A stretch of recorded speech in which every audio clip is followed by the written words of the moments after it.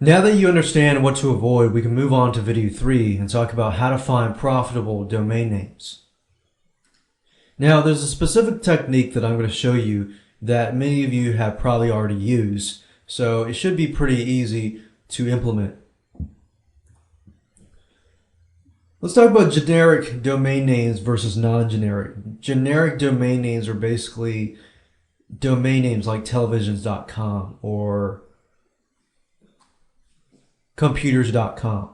So a generic term or generic word basically covers a whole class or is a big topic. A non-generic term would be like a subtopic, like plasmatelevisions.com. Most generic domain names are taken, but it doesn't always hurt to find more.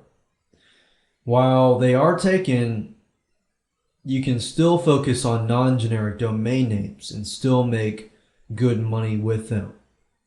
Non-generic, they would be about 2 to 3 keywords, sometimes 4 keywords, depending on how profitable they can be. For example, instead of televisions.com, you can go for plasmatelevisions.com or lcdtelevisions.com. Basically 2-word domain names that are popular. Because if you think about it, in this world, televisions.com is very broad. Plasmatelevisions.com, you can focus on companies and businesses that are selling plasmatelevisions.com or lcdtelevisions.com or even a specific type of plasma television. Maybe they are a specific size of plasma televisions. So you can sort of see where I'm getting at. The keyword is very important here. If the keyword is profitable, you got people that are searching for that specific 2 to 3 or 4 keyword phrase, then most likely that domain is too. So you can search for those as well. Using the specific method, very easy method to use, by the way. Just doing your keyword research and then doing your profitability research. Doing these 2 things will help you find profitable domain names. Alright, some quick rules here. Most generic terms, like 1-word terms, are already taken. But there are still diamonds in the rough, which means there are still generic terms out there that are not taken. Maybe they're acronyms like HDTV. I'm sure that one's already taken. But you get my point. Acronyms, popular acronyms, popular sayings, they don't have to be proper English. They could be a specific saying that is popular, that there's a huge market out there for, but nobody has actually taken it. If you do find generic terms, like I said, remember, avoid going out and getting .net, .tv, .org domain names. But if you find a generic term, then it's okay to venture outside into .com, .net, things like that. If the term's not generic, you probably don't want to venture outside. Otherwise, you're going to lose money. Now, there are some special cases, but for the most part, that's the case. Now, here's the strategy that I'm talking about. It's like keyword research. The point here is that you're trying to find keywords people are already bidding on, for example, PPC. Or you're trying to find keywords that people are searching to buy a specific product or to sign up for that specific service. If you can find those keywords, you can turn them into domain names. Then you can check whether or not those domain names are available. If they are, then you still got yourself a gold mine. You see where I'm getting at? We're looking for profitable keywords. That's pretty much it. Before you start to do your keyword research, you're probably going to have to know what kind of niche or sub-niche that you're going to get into. Now, if I was going to go into plasma televisions, I might want, or electronics, to get some ideas, I could go to newegg.com or some sort of electronic place. So Newegg.com sells computer stuff, laptops, electronics, and televisions. So if I go to televisions, On the left side, I'm going to see things like plasma televisions, plasma TV, LCD TV, LCD televisions, home theater projectors. Even though these are like three words here, 4 words there, they are still profitable because people are searching for them. Now, what kind of home theater projectors? What kind of LCD TVs? Or what kind of plasma TVs? So if I click on that, you don't want to bid on like Panasonic plasma televisions or Samsung because you would be, breaking trademark law right there. But it's okay to bid on, things without the trademark. Now, because there are so many different types of plasma TVs out there, I could even bid on a specific type of plasma TV, maybe 40-inch plasma TV, 50-inch plasma TV, 52-inch, blah, blah, blah, blah. Things like that. Or 1080p plasma TV.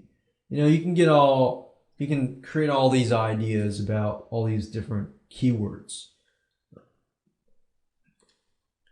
And you can see that it would still be profitable if you had a domain name that was like 50-inch plasma TVs. Then companies that are selling 50-inch plasma TVs, assuming that people are going to Google and typing that in, which probably would be the case, then it would be indeed profitable. Now, that brings us to keyword research. I have an idea of what kind of keywords I want to find. So I would recommend 2 tools. WordTracker's free keyword tool, which is located at freekeywords.wordtracker.com, and the other one, which is keywordspy.com, as you can see here. Keyword Spy allows you to find keywords that people are bidding on. So if people are bidding on it, it must be a profitable keyword. People are driving traffic to that keyword, to their business. But a lot of people overlook the fact that because people are searching for that keyword phrase, most people overlook, buying that specific domain name of that keyword phrase. So you see where I'm going with this. So if I go to WordTracker and I type in plasma televisions, let's see what I get. I get plasma televisions, plasmas versus LCD televisions. You could even get that. Plasma versus LCD televisions. I mean, who knows if that exists? Let's go to Namecheap.com and check and see whether that exists. If you're wondering, okay, why would I want to bid on a domain like that? Well, think about it. If you had that domain name, you could do a review on plasma and LCD televisions, get people to sign up onto your list, and then sell, maybe do a review on different things. So let's see if that is actually available. And it is. Now you kind of have to think out of the box here because most people are like, that wouldn't be that profitable. Well, I mean, if you look at it, we've got 114 searches for that, and that's not bad. That's pretty good. So you can really, if you think out of the box and be creative, then you really can turn these into profitable domain names. And then when I show you how to flip the domain name, you yourself, you might be able to flip it to the point that even you're doing so well that you don't even want to sell the domain name. But a year later, you're doing so well with that domain name that you can sell it because you've got proof. You see what I'm saying? So we've got other places like Panasonic plasma televisions. That would be a good idea not to buy that domain name, or Costco or anything like that. Flat screen televisions, disadvantages of plasma televisions, 50-inch plasma televisions, sort of like what I was talking about earlier. Let's see if that's available.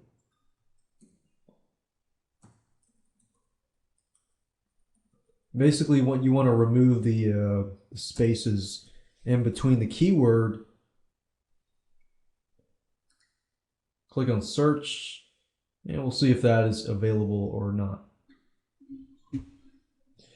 And well, it looks like it was already taken. But that right there is a good idea.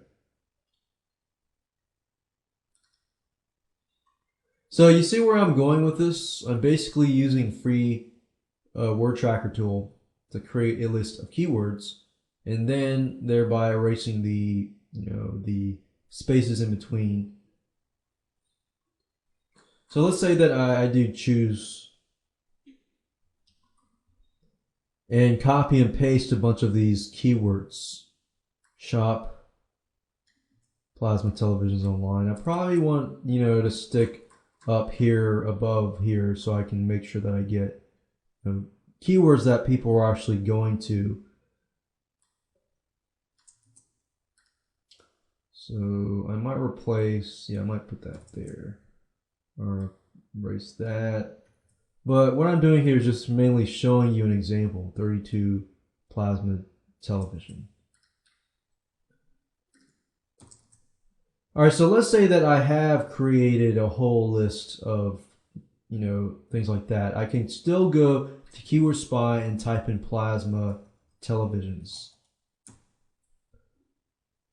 And it's a good thing to just check two sites, Word Tracker as well as Keyword Spy.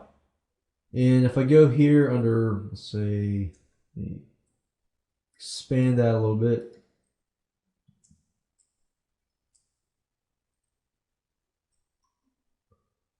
We can see the search volume and the cost per click per keyword.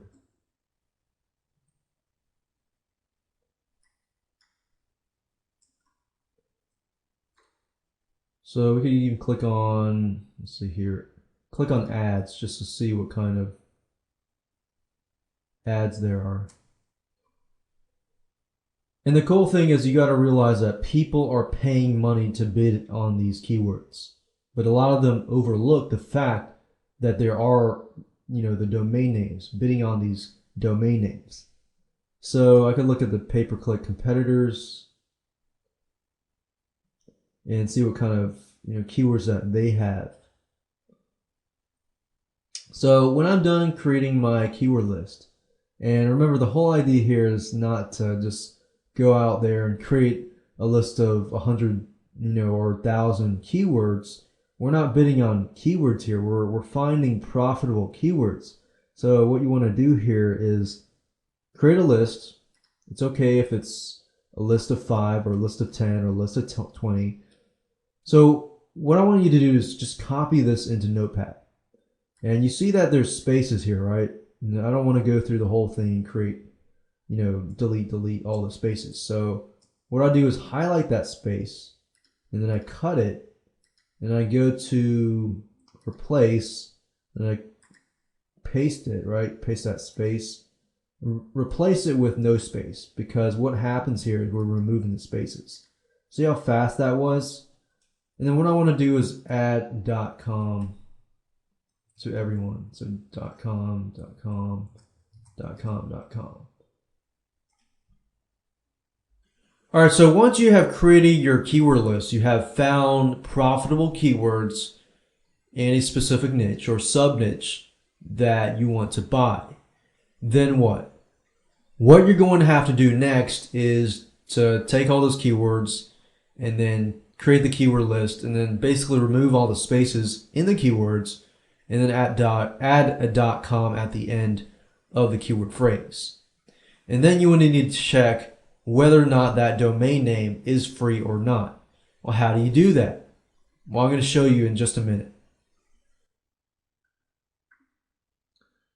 All right, so now that you've used the tools and you've created a list of domain names, the next thing you need to do is go to a specific website where you can check whether those domain names are available or not. Now, of course, you could go to Namecheap or you could go to Enom or whatever domain registrar and search for them one by one. But to save you time, I want to show you a website where you can search for a lot of domain names in bulk at one time. If you go to domaintools.com/bulk-check, and if you don't know that, you can also go to domaintools.com, and they're going to have a link here for bulk check.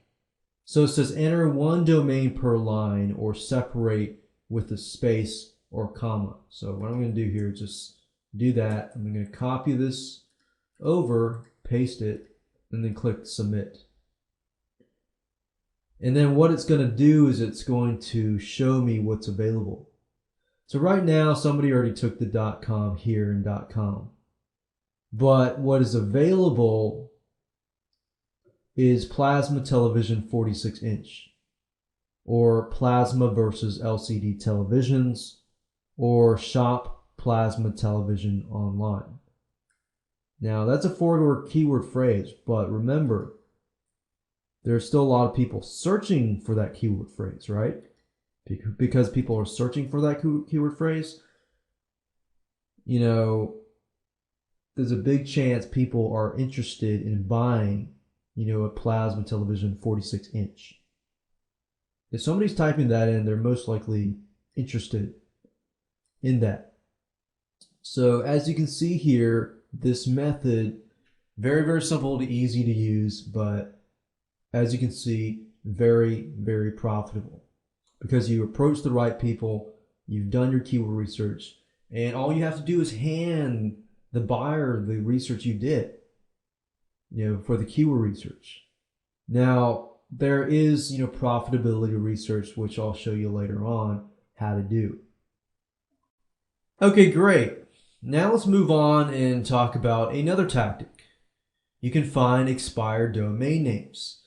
There are many, many sites out there that provide lists of expired domain names that are possibly about to expire, or domain names that have expired. Now, you got to keep in mind that there are also thousands and thousands of people out there doing the same thing as you are. That's why I say the first technique is probably a lot better, because you do the proper keyword research and profitability research, and you figure out from that point, and then you register the domain name. In this case, you're defining expired domain names, and I'll show you some sites that you can go to do just that.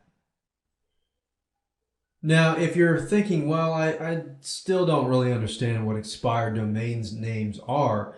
Basically, expired domain names are domain names that the owner, you know, forgot to renew.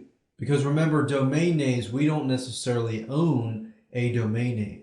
We rent it out every single year. You can, once you have it rented, you can rent it for the rest of your life if you want to.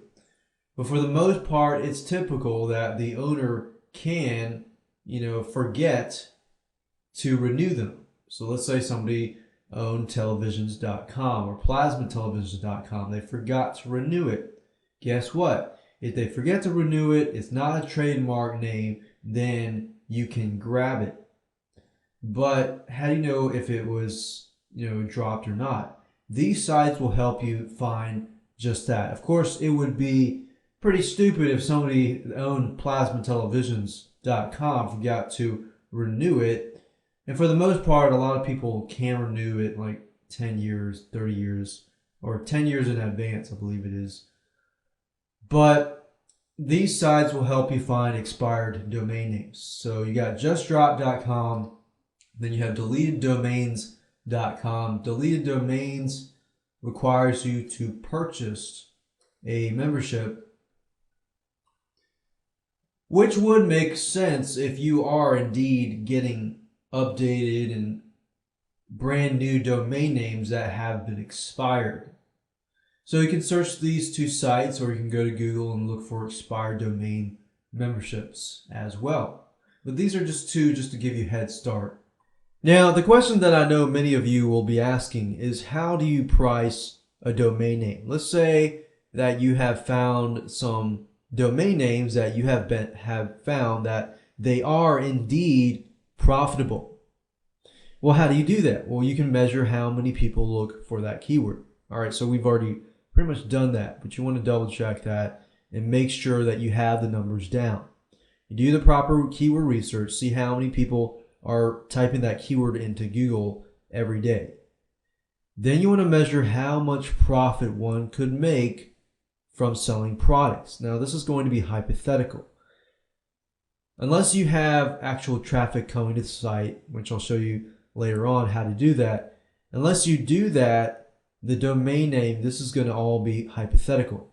So you're measuring how much profit one could make. So let's say that I did indeed own plasmatelevisions.com.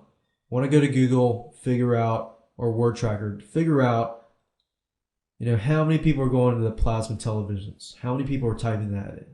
Then I want to go search for Plasma Televisions, different companies. I want to figure out what kind of profits are people making by selling plasma televisions. So I could go to different sites. Now, of course, most companies are not going to tell you how much profit they are actually making. So how can you do that? Well, you can act like the seller. You can go to eBay, or you can go to places that do drop shipping. Figure out what kind of profit that you can make off of these plasma televisions. Once you do that, then you can figure out, okay, let's say 100 people are typing this keyword into Google each and every day. Let's say out of 100 people, one person, possibly becomes a buyer. Let's say I make $200 profit off of each television. Okay, that's $200 a day. 30 days, 30 times, 200, I think that's 6,000, yeah. But you get where I'm saying, right? This is all hypothetical. So you want to write those numbers down. Say, okay, this is how much you possibly could make. But you don't know that yet because the domain name perhaps hasn't even been advertised. It hasn't marketed. You haven't marketed the domain name. There's no traffic coming to the domain name. So this is all hypothetical. But even though it's hypothetical, I want you to write it down anyways. And then I can actually show you how to drive traffic and how to add more value to that domain name so that you can increase the value in the price of the domain name. So as you can see, it's all hypothetical, but you do want to write it all down so that when you implement the stuff that I'm about to teach you, you can increase the prices later down the road.